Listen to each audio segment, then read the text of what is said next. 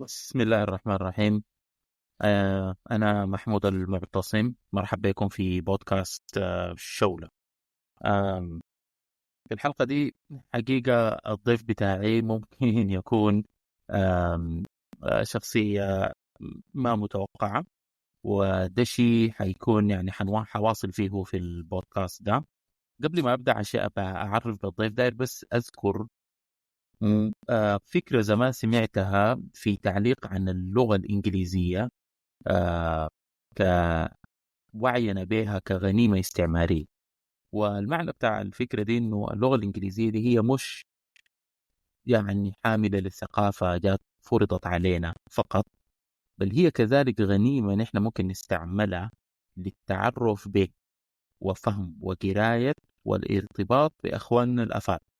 وفي هذا السياق طبعا برضو اللغة الفرنسية بيكون ده نفس المعنى، إنها هي غنيمة استعمارية. تذكرت الفكرة دي وأنا بحضر للحلقة، لأنه ضيفي هو سامويل أو ياغا.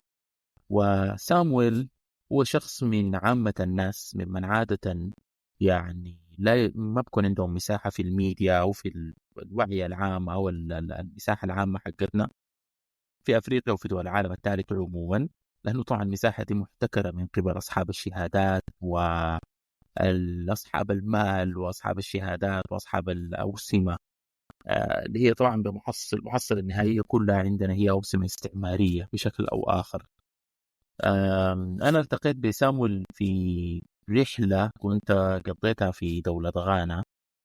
كنت مشيت يعني في رحلة صحية كطبيب معالج في منطقة نائية في منطقة الأوتي. وسامويل كان واحد من المترجمين لي، وشعرت بأنه شخص مثير جدا للاهتمام بتجربة غنية. فيعني من وقتها قررت انه لما اعمل بودكاست حاستضيف سامويل. الحلقه دي انا اغير للغه الانجليزيه عشان انا وسامويل نقدر نتفاهم مع بعض، واتمنى انه تكون الغنيمه الاستعماريه دي اتيحت لعدد كافي من السودانيين، بحيث انه الحلقه دي تكون مما يمكن لهم استهلاك. Hello everyone, my name is Mahmoud Al-Fadil. This is podcast شولة. In this podcast, I will interview Samuel Awiyaga. Samuel is a very interesting personality. I met Samuel during my travel to Ghana around 2 years ago as a doctor, as part of a health mission. Samuel was my translator, and immediately while translating from my English language to the local languages of the people there, I felt Samuel was doing a fantastic translation, what can be called a cultural translation, not a literal translation. Immediately he caught my attention. I started talking to him. I asked him about his life experience, and I immediately met someone who has a fascinating life. And I decided whenever I start doing podcasts, I will interview someone, and hopefully I will continue to interview people who go under the radar, usually like Samuel, who are actually the true creators of the cultures and the lives in Africa. I am originally from Sudan. I live in the United States.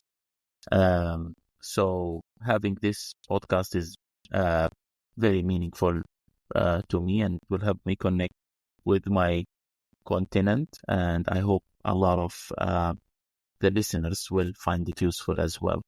Usually I ask my guests to suggest a song that we can use as an introduction to the episode. And someone suggested a very nice Phil Collins song, so I will play it first, and then I'll start asking him questions. Another Day in Paradise, Phil Collins interview. So tell the listeners a little bit about your background. Where were you born? The area you were born at. Just a little bit introduction from the beginning. As you are already aware, my name is Samuel Awiyaga. I'm from Ghana in West Africa. It's in Ghana, so I'm from one of the regions. I was born in the northern region, sharing boundary with Ochu region. So I started my elementary school in Pandai in the northern region. And then went to my secondary school in the western region of Ghana, known as Accra I, where I completed my secondary to Accra I Polytechnic in the western region. From there on, I took to self-employment. And then after some time, as a young man, I wanted adventure. So I started, my intention was to go around all of Africa. Unfortunately, I was cash strapped. I had to go around a few, but I was able to travel around in Africa, covering about 9 countries in Africa, then some parts of Asia. Starting from with whole of West Africa, I've been all over the West Africa, and then traveled over some Arab countries, as say Libya, Jordan, Egypt. And then I crossed over to Israel, came back finally, and continued with self-employment in the poultry farming. Until recently, I joined an organization, International News, where I met Mahmoud, the interviewer. I did some translation for him when he came here. I think he was more interested in how I was able to translate in several languages. Presently, I can speak about fluently about 10 languages, fluently. But in all, I can speak about 13 to almost 13, 15 languages. So that's just a small introduction of myself. So you went very quickly over many stations in your life. I wanna go back again to the childhood. So because the question that will come to the listener, what made you at some point want to go and travel throughout Africa and then travel throughout the world? Where in your childhood, where did that start? Interesting. I know as a young man, we used to. In those days there was no movies, so when there is some people come and show movies, you have to pay and go and watch the movies, showing different countries. That made me interested. Why? Because as a young boy, I never traveled anywhere. I was just in my local distance. But during the film shows, I began to see other places. I said, well, I'd like to go and see for myself whatever I'm seeing in this movie is really true. I think that's what drew my attention to and my interest in beginning to travel. So, were you born in the same area when we met? Because I remember we met in the Oti region. I forgot the name of the villages there or the big city there, but it's close to the border of Togo, if I'm not mistaken. Were you born in the same area? Because I have some questions. During my visit there, they did. I don't know if you were there in the cultural event when they did the dance song that was telling the story of the creation of the village. I don't know if you remember that. I don't know is this your hometown in that region, and if you can just tell us a little bit what languages people speak there and stuff like that. Just 1 second.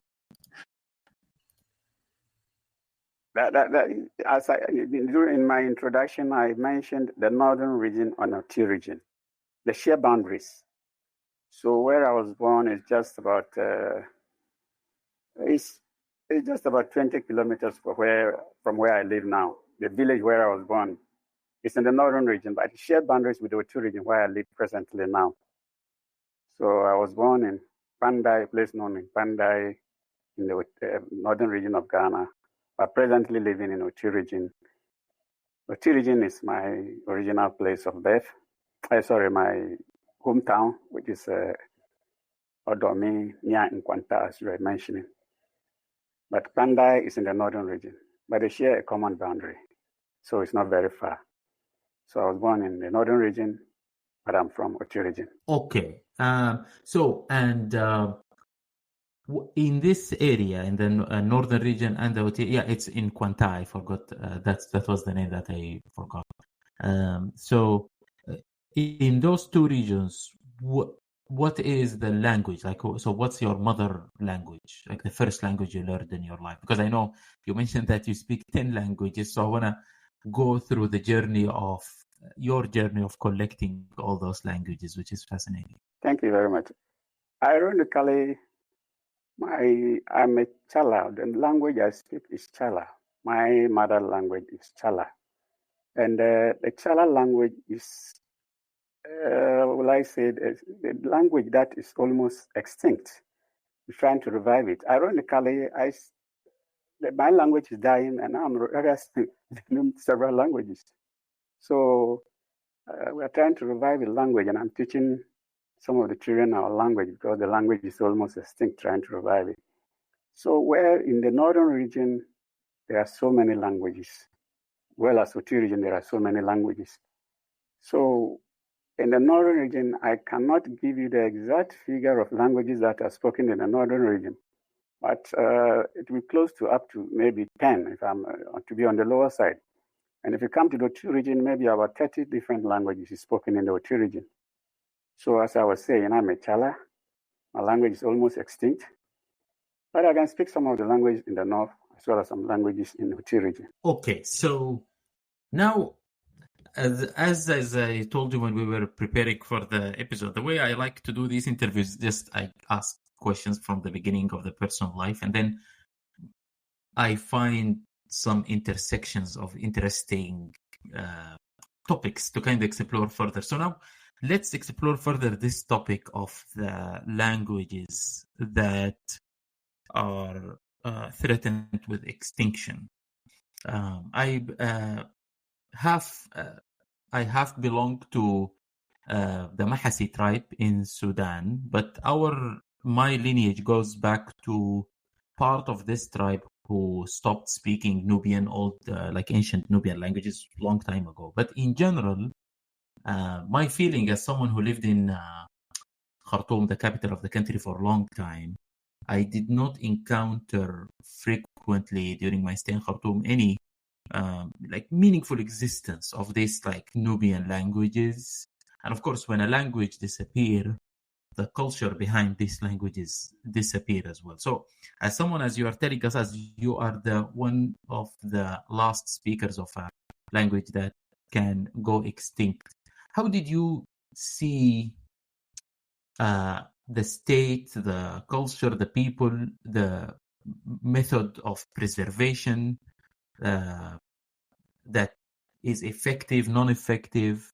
And do you think 10 or 20 years from now will still be people who are speaking the language, or do you think it will just go extinct? Well, at this point, I think I will give much credit to International Needs organization I'm still working with, an NGO. They brought up this idea of reviving the language. And since ever we started this exercise, in fact, it's catching up. People initially who didn't speak it, especially the young ones, are picking up the language now. And they are interested in learning their mother language. So I think 20, 30 years, even 5 years from now, it's not going to be extinct, but rather it will begin to take root and expand. Because the International News is still trying to put up the literature. It was getting extinct because there was no literature. Now, literature is being printed, and people are enthusiastic about learning their own language now because they've come to know the importance of speaking their own language. And they're catching up with it. So I don't think it will go extinct. Rather, we're reviving it, and it is catching up with the young ones. Okay, that's good to hear. For the listeners, when Samuel mentioned International Needs is it's the organization, it's a Christian organization. International, it's a collaboration between people, I think, in the United States and a lot of people in Ghana as well who do a lot of amazing work. I am Muslim, I'm not Christian, but still I went with them and I saw their work. And of course, there is like you can always have points to say or something, but overall they are doing an amazing work, which part of it is what Samuel is mentioning about preserving the language. But also this opens up this opens up the question for the listeners, people who listen who are interested in these type of cultural African questions. This opens up the question for us as African societies, how are we able to build maybe dedicated organizations to save our cultures and to keep Africa as diverse and culturally rich as it was, which because I think it's good to have some kind of mixed purpose organizations to take care of these things, but I think at some point we will need more dedicated organizations for that. What do you think, Sam? Thank you. I think that question is very, very important. And as individuals, we may have the interest, but we need the top. For example, if I need to travel from here to Ivory Coast, or if I need to travel from here to Nigeria, which borders my country, it's a lot of bureaucracy. I have to present a lot of things through checkpoints, bureaucracy. And once I get to the other country, it looks like I'm not welcome. So if the top can change, then we become brothers and sisters. For example, it's easier sometimes even to go to Europe than to travel to the next African country. It's this sort of hatred amongst ourselves. So if the top, I believe, the governments, well, or maybe some, I will say the government will show some interest in such things. I think we'll go a long way. But as it stands now, the hatred amongst ourselves is sort of binding us together. I don't know whether it was drafted by the Europeans to hate ourselves or we are creating the problems ourselves. It's difficult for me to tell. But if you can go far, I think that it will start from how we trade with ourselves, how we love ourselves as Africans. Yes, and then be able to face the common problem, like as you said, like if you just take them, it's not a main problem. Unfortunately, there's other like more pressing issues other than the languages in Africa. But if we just take one example, you can see that there is similarities between my background, as I mentioned, and what you went through. So I will go to the next question, because it looks like you, from the panoramic view that you give for your life, you mentioned growing up in this northern, eastern kind of region, going to school, getting educated, and then having this desire since childhood due to watching TV or movies, and you just wanted to kind of see different parts of the world. So now the question for the listener will come. What's your background? Because I have a feeling, at least that's from my background in Sudan, people usually associate these type of desires to travel around and see the world, and the curiosity about the different cultures, the different geographies, nature. People associate these type of desires with coming from a rich background. So after you solve your little problems with food and saving money and stuff, you save up, and then you start worrying about these I don't know what's the correct word in English, but the kind of privileged position of desiring to see the world. Was that you, or how? Because I know your story, but I want you to share with the listeners this part. Were you that rich boy that had a lot of money, and then you had your parents sending you all over the world to visit, or how did you do this? Like, how did you finance your travel? That's a very interesting question. As a young man, if I just completed secondary school and then went on to Polytechnic, completed, didn't even wait to work for the government or do any job. I just took interest in, why don't I take a shoot? So I didn't have that money. My parents are not that rich. They couldn't sponsor my trips. It's not like the world is so open these days. In those days, traveling out was very difficult, but I took up the challenge. I traveled first to the economy of Nigeria was booming then. So sorry to interrupt, Samuel. So when you say on those days, can you just give us like the years, like between which years are you speaking? Yeah, that was I completed 83. That's when I completed Polytechnic. That was 83. And it's not like the internet is so... Those days there was no internet. Even phone lines were luxury in those days. We didn't have mobile phones. There was this landlines. And where I was born, there was no some people who existed in those days. I've never even seen a telephone. So I traveled first to Nigeria. The economy of Nigeria was booming then. That was where I started my first job. I was able to save enough money. That is when I took off. So I set off from Nigeria when I was able to save some money, and then took off from Nigeria. There is, wherever I got to a point, especially the next place, traveling West Africa wasn't a problem, because all the money I made in Nigeria could take me all around West Africa. But traveling to as far as to the north of Africa, Libya, Jordan, and Egypt, that needed some money. So I went to Jordan, where I worked. In fact, I did some work in Jordan. That took me down to Egypt and then to Israel, and then brought me. In Israel, I did some volunteer work there, and then came back to Ghana. Okay. So, as a young person, you the way that you save money is that by going and working in Nigeria, assume in Lagos or Abuja or one of the big cities, and then just saving money and traveling. Was it all pointing towards, because I know you are, as far as I understand, you are Christian, and was it all a travel that is fueled by this religious desire to see the Holy Land, or was like when did this idea of visiting, like you can call it Israel, we can call it, at least it's part of Palestine, and visiting the Holy Land, when did this idea came? In West Africa, it's just the pure adventure.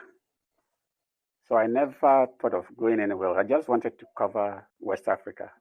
But then after my tour of West Africa, I began to religiously, I read about the pyramids in Egypt, read about the River Jordan, and then Jerusalem. I used to think maybe Jerusalem was in heaven. I didn't know it was here on earth. So, well, that was what took me to the Middle East. So it was, in the Middle East, it was purely on religious grounds. Okay. If you don't mind, can you tell me more about your religious beliefs? Because it was very interesting to me when I went to the Inquanta. Actually, next to the hotel where we stayed, there was a mosque. And I did not expect that, to be honest, because I know Islam kind of spread to distant parts of Africa, away from the Northern Africa, Egypt, and East Africa, where it's like usually it's thought about Islam to be in this part, but I didn't expect it to be in this, in a place at the border between Togo and Ghana. And it was very beautiful for me to see how this coexistence of religion is there without any, like, I didn't, at least me, as of course I didn't stay there for very long, but I didn't feel any problem that people have between the different religions. So I just want to know, from religious standpoint, which I think the listener, especially the listener who doesn't know the area where you are from, will be interested to know what is your background, and then compared to the people around you as well. That's very interesting. I haven't traveled all over the world, but I can guarantee Ghana is the most, when it comes to coexistence among the religions, I can say Ghana is the most peaceful. We live together, we live side by side. No one bothers anybody. When it comes to Christmas, we celebrate together. When it comes to Eid, we celebrate together. When it comes to any other thing, we celebrate together. There has never been any religious conflict among the tribes in Ghana. We coexist, we live in the same houses, compound houses, Muslim next door to Christian, and there has never been any problem at all. As a Christian, I just see the next door neighbor who is a Muslim as a human being. That's what I believe. And the Muslim also sees me just as another human being. That's how we live peaceably here in Ghana. I wish the whole world lived like that, just like we live in Ghana here. Okay. So now I will go back to the languages. So now we know that there is one language that you picked as a child, like as a mother tongue. Can you just go step by step and tell us how did you add the different other 9 languages? And can you give us an idea about each one of them? Okay, that's interesting. I know, as I said earlier on, my mother language is the Chala language. And any child who is born automatically learns another language known as the Nari language. It learns such languages automatically. For example, the Tree language in Ghana is spoken by almost everybody. You don't need to learn it. You just learn it. It comes like naturally. Obviously, English, I had to study English at school. I don't think I just sat down to study any language at all. Any language that I found interesting, I just picked it like that. I don't know whether I'll call it gifted or whatever, though I don't have any challenge. My wife's language, for example, she has her own language, so I automatically picked a language. And the most interesting part is that I learned even 2 languages from Nigeria. That is a language, Yoruba language, and then the Hausa language, which I also speak very fluently. So it comes naturally once I show interest and the desire to learn a language. I don't think I have any challenge. Even I pick up some few words when I was in Arabic, when I was in Jordan and Libya and Egypt. I can say some few words in Arabic as well. So it flows very naturally. I think I have the gift of learning language well, so I believe. Yes, and the Yoruba and Hausa are, for us at least, I'm not a language expert or even African expert, but my understanding is that they are more associated with Nigerian people. But now you say also there is a lot of people in Ghana who speak those 2 languages. Yes, the Hausa language is spoken almost all around. The whole of West Africa is, I would say, the Hausa language is spoken all over West Africa.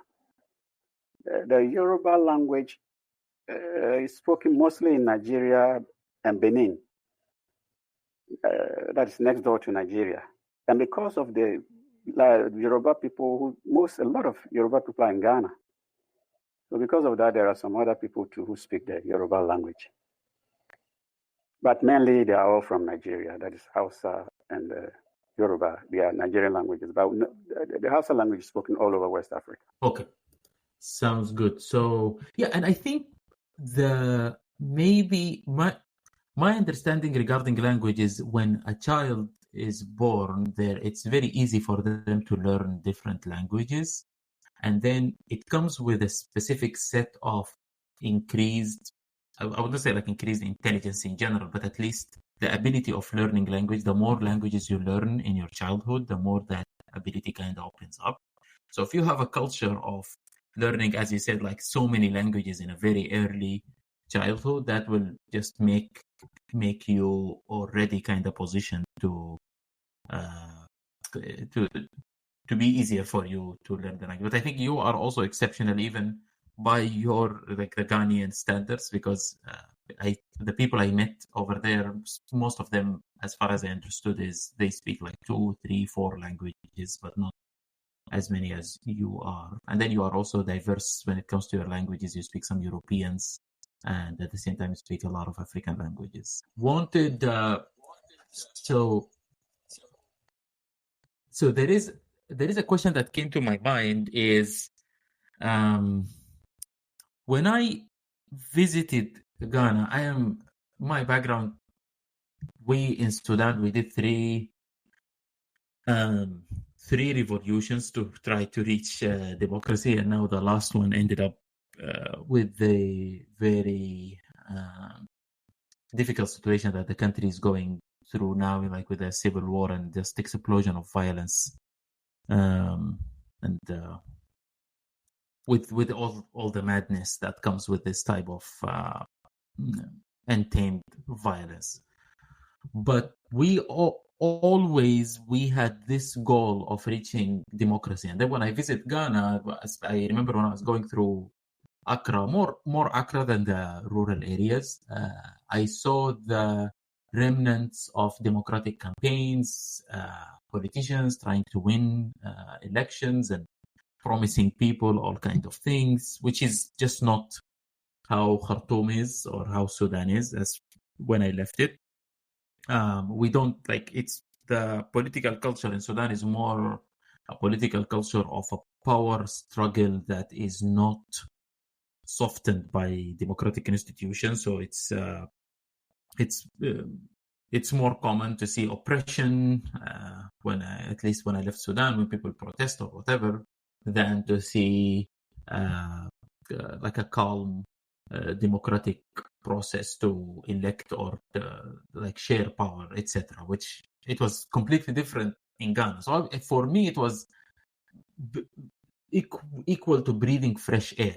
Like I liked it. I was able to see how it frees people, how it allows people to speak their opinion, how it is creating a peaceful culture, the peaceful culture that you are talking about, the ability of coexist and ability to live together in peace. But when I talk to the young doctors that I met there, very, very fascinating people, so smart, extremely hardworking, very nice. And a lot of them were just volunteering their time to come and help people in the Otti region. But when I talked to them, I had a sense of unexpected despair from someone who was coming from a country who is plagued with dictatorships and totalitarian. I was expecting more optimism from an African society, but what I got was not a lot of optimism, but a lot of feeling of maybe corruption that's like eating away the democratic institutions or something like that. So I'm giving all this long-winded question I want to see, how do you see the Ghanaian society from the democracy standpoint, politics in Ghana, especially the rural-urban divide and those type of things? I just want to hear your general opinion. Yes. When you see it from the outside, it looks very calm places. That is correct. You see one wife maybe in one party, husband maybe in the other, brother in one party, sister or uncle in the next party, all coexisting. That is on the surface. But the politicians, I think politicians are the same all over. Campaigning, talk sweet things, I'll do this, I'll do that. By the end of the day, when you vote them into power, then they tend to do whatever they want. There is no accountability. For example, Ghana's society, there is a system, and I think there is a problem with the constitution to appoint people in higher position. Then the government controls them so that whenever the government is doing something, or the ministers or people in power, or there is no checks, because they put those people in authority in place. That is if people are away. In my own view, to struggle to do things, at least our first president did a very wonderful job. He kept us together as one. We intermarry. We do things together.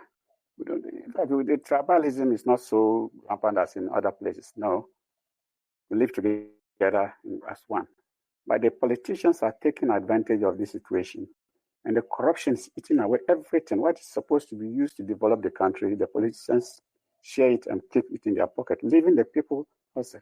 So I think the main challenge we have in Ghana is the corruption. Corruption is killing the country. Yes. What I understood when it comes to the corruption, because it was kind of interesting to me, the area where I visited, it seemed very rich in, like the Ote region, the Inquantat, it seemed very rich in natural resources and a lot of farming.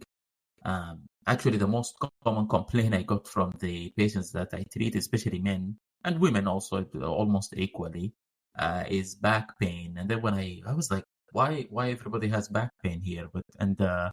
The answer I got is because of the farming. they bend over and they always farm the land, etc. So when I was trying to understand, so why, although there is a lot of farming and activity, so people are not like just sitting around doing nothing, why there's still a lot of like unfortunately apparent poverty? The answer I was able to get is the fact that just do like being able to make profit from whatever you farm is very difficult because of different types of corruption that's is rampant around the country. So it has a real kind of consequences on the people.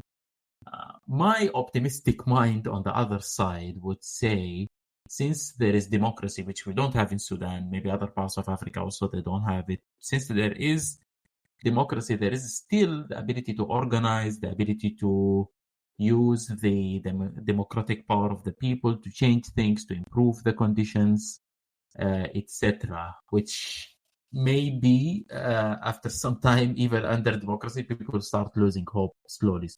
Yeah, as I was saying, people have started talking about the Constitution now. People have started complaining about the Constitution, that the Constitution needs to be changed because the Constitution gives too much power to the executive. I think before long, it will not take too long before the Constitution is worked on.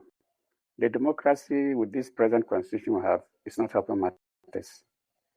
So people are suggesting a lot of things, and I think even the politicians have begun to say, yes, we need a change of, we need to change the Constitution.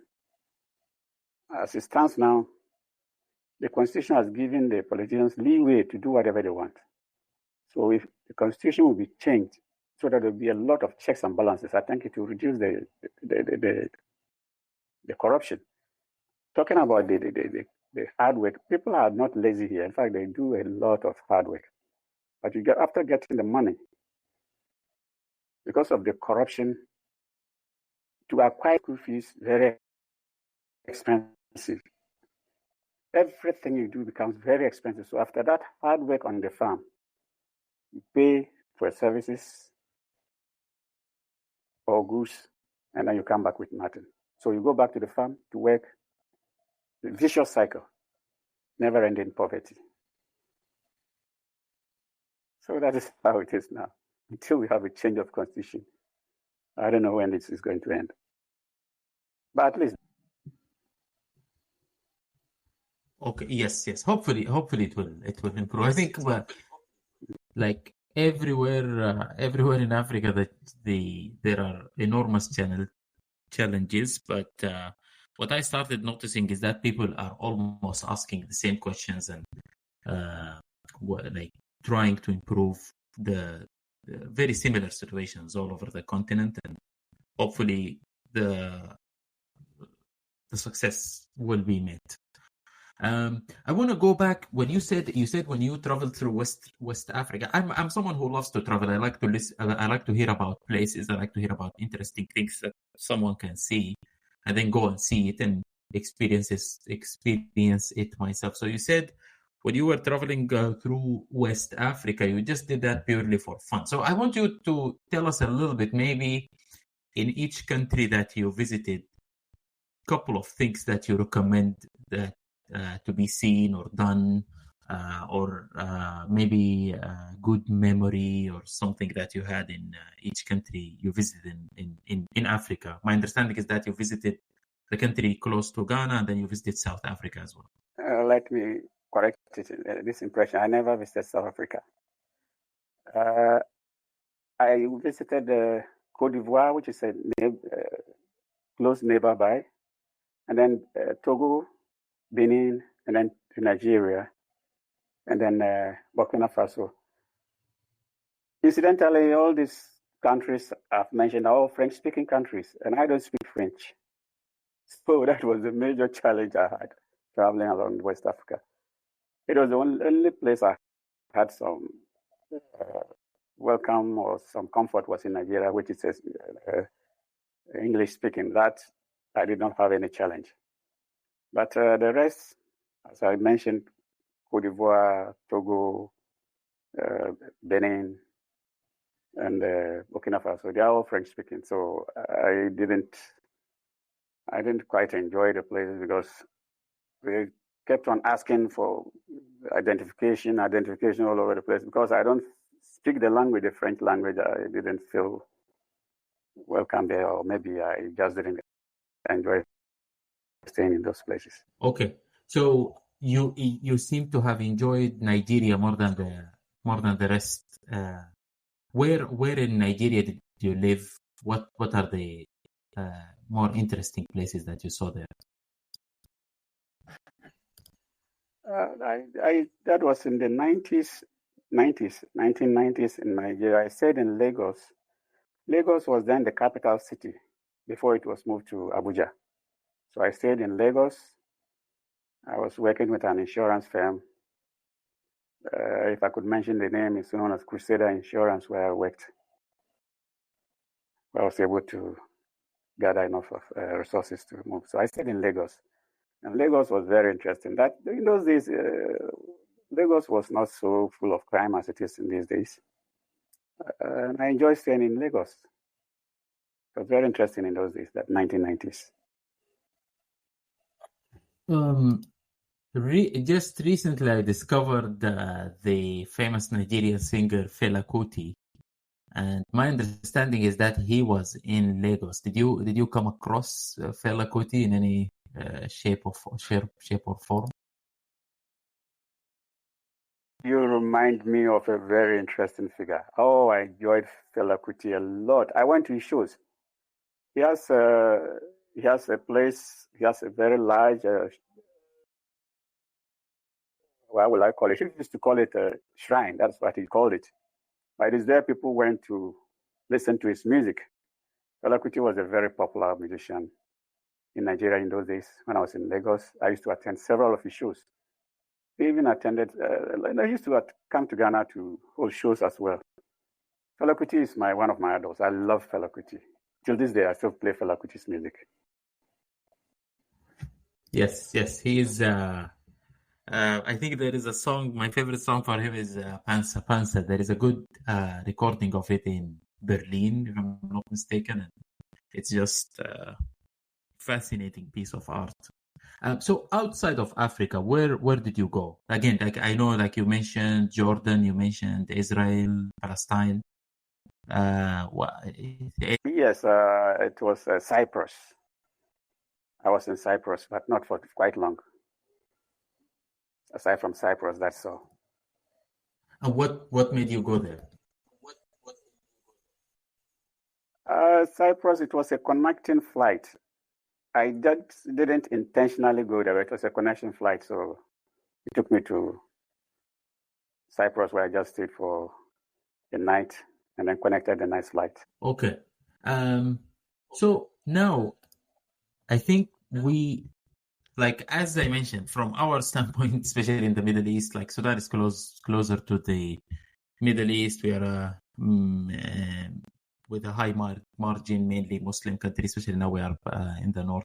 When we had the South Sudan with us, it was like a kind of 60-40% mix between Muslims and Christians or African religions, but now we are mainly Muslim.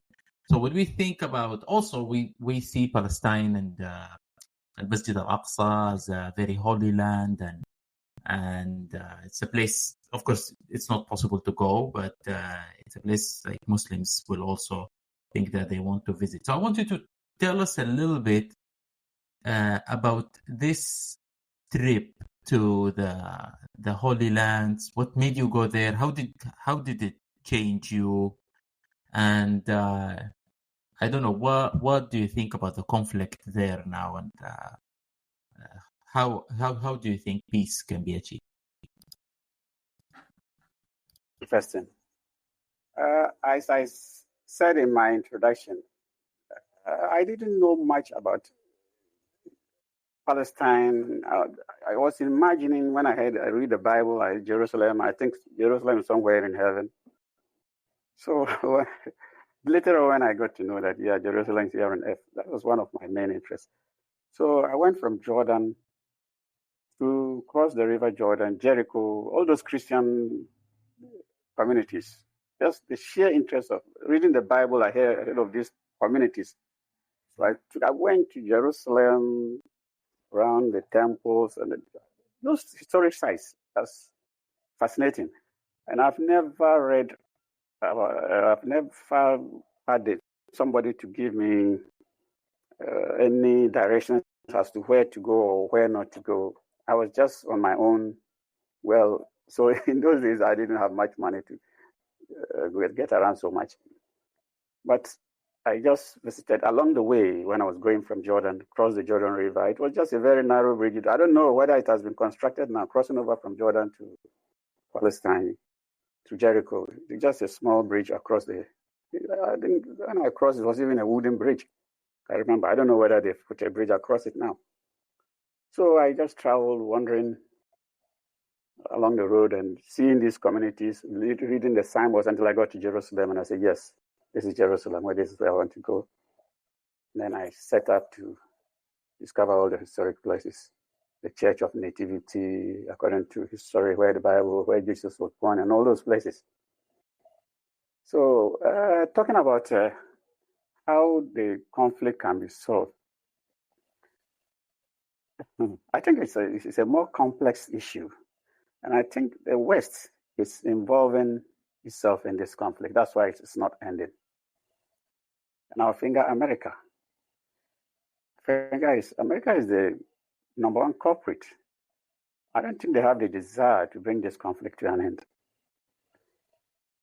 Without the West, I think the conflict, we can solve it. The Middle Easterns themselves can solve it. Because as it is now, with the intervention from the West, intervening in all matters, it's going to take a long time to solve this problem. Because looking at the killing going on now, demoralize someone. But well, as a faith-believing human, I think there is hope. There is hope. Yes. Well said indeed. Hopefully it will, peace will come one day. When you mentioned the difficulties that you got traveling in the kind of francophone countries and being asked for ID and stuff, lately I've been thinking more like just recently after I went to Ghana, I wanted also to go to Botswana. Botswana is a country that it caught my attention because it's one of the rarer African countries that did not have direct colonization. That kind of affect their development in a good way, especially the education system, etc. And also I had the chance to go and help teach and in one of the like academic institutions, hospitals in Botswana. So I ended up applying for visa, and although I live in the United States, I am a permanent resident here. I went through the visa application, which is also, it wasn't smooth or easy. It was very complicated, like any other visa process, especially for African countries. And eventually my visa got rejected and I was not able to visit. And I can see part of why Africans don't know their continent and don't know other countries is this type of bureaucratic processes that don't allow people, because the main thing that move people around, like one of the main things, of course economy is the main thing, but one of the other reasons why people can move around and learn about each other and stuff is curiosity and just the desire to see other places. But I feel like there is a lot of red tape and there is a lot of unnecessary unreasonable bureaucracy around traveling to different countries, especially now with nationalism kind of taking hold of, because whatever happens in Europe, some people in Africa think we should just copy it. So people start to be nationalistic in a sometimes funny way. So I see this type of mentality kind of hindering the ability of Africans to travel around and get to know each other and even just have a rich life experience like the one you had. Yes, you're right. Africa, the bureaucracy is too much. For example, it's very easy to import or export goods to Europe or America than the next door neighbor. The bureaucracy, importing goods, exporting goods, the taxes they put on the goods, say from Europe, Asia, or somewhere else. So the trade amongst ourselves, bureaucracy is just too high. And I think all is due to the corruption. The corruption that is making the bureaucracy so high. Something that is supposed to take about just 3 hours to work on. For example, if it goes traveling through from Ghana to, say, a trailer, a lorry truck traveling from Ghana to, say, Nigeria, a journey that could take just about 24 hours. Crossing the borders, it could take about 1 week. The bureaucracy is just too much. So if you want to do something, you try it for the first time. The second time, you are discouraged. You don't want to do it again. I cited the example of how I was being harassed by these French neighbors when I traveled there. It doesn't give me any interest to travel there again. So I'd rather travel to an English-speaking country where I can express myself easily and feel comfortable, rather than traveling to these French countries. But it shouldn't be so. Africa should be one, should be free to travel to wherever you want, with no strings attached, without any difficulty. You showed the example of how you found the challenge of Botswana. Even someone staying in the United States who is coming to help Botswana. You can see such an example, but you refuse the visa. So the bureaucracy, I think our governments have to do better. Yes, I think as Africans, I don't know. I feel like it's very intuitive. It shouldn't need a lot of thought, but I think as Africans, at least we should be able to travel to each other countries.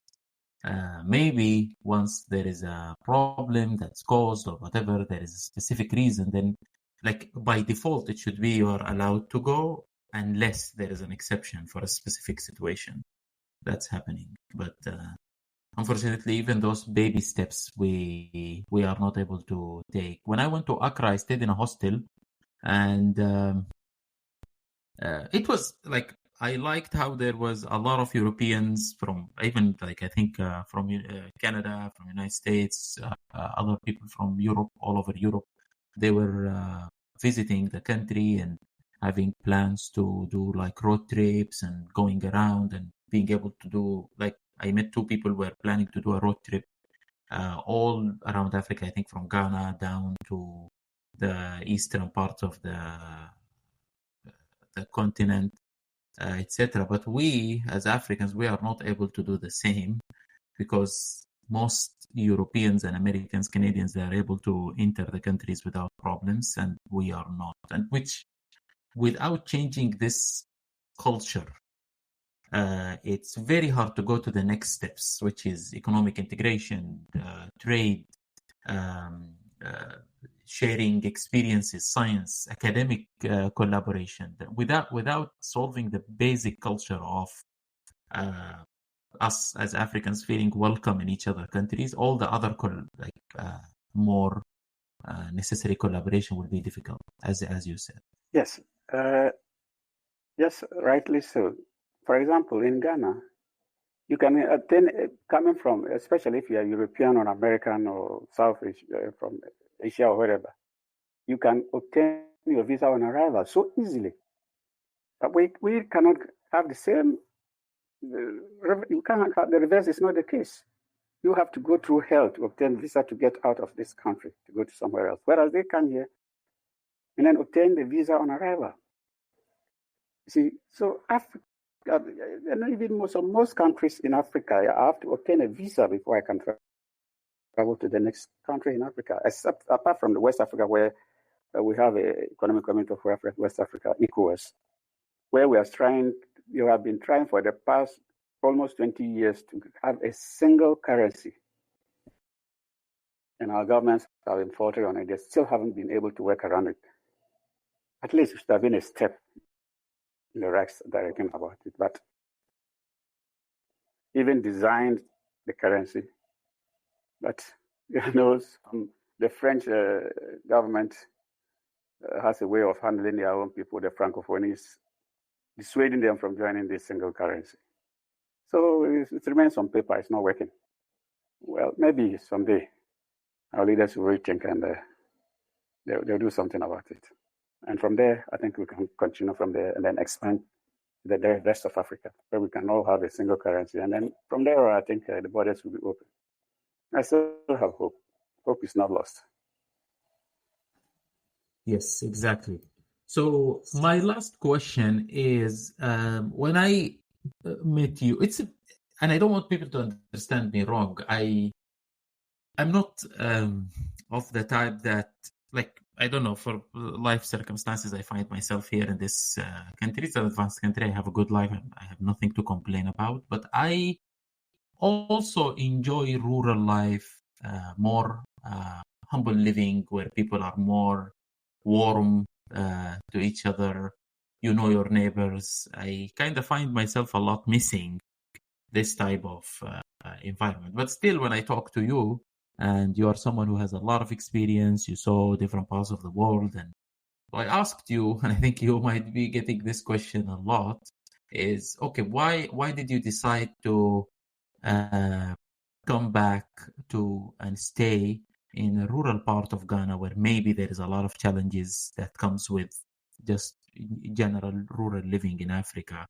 And my question is more than being surprised by your decision. I'm not surprised in any shape or form. Me, myself, I hope one day I will be able to go and live back in the rural part of my country. I think it's a very fulfilling type of living. But my question is in the sense of giving young African people, maybe people who left also like me,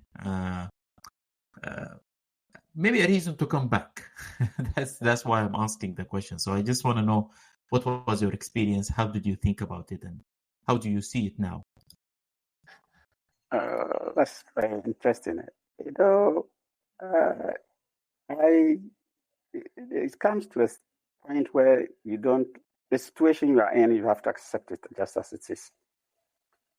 Rural areas, well, I would have been in the United States as well as you are. When I was in Palestine, in fact, those days you could just write this lottery, U.S. lottery. You know, those days there was no internet, so I wrote this and then I applied for this U.S. lottery. The reply was sent to my village. Unknowingly, I was still in Palestine. Before I came back, the letter was waiting for me. Unfortunately, it was late. The date has expired. So that was how come I missed that opportunity. And I had a second chance when I was returning from Palestine through Ivory Coast, and I came back to Ghana when I was coming back finally to Ghana. Unfortunately, I lost my passport to some circumstances I cannot explain. I lost my passport, and then acquired a new passport, a blank passport. You know, it became very tedious to get visas. So that's just, and you know, age was catching up with me. I said, well, no, it's enough. Just stay home. That's how come I'm staying here. But all the same, I'm still enjoying the rural life. Okay. Yes. Oh, I didn't know the part that you were. You never know. I feel like in life there is a lot of things that happen by chance, and as you said, this accepting things as they are is the most important thing. And I enjoyed. I loved seeing you being a very active and important member of the community down there. Everybody respected you. Everybody loved you. People speak very high of you.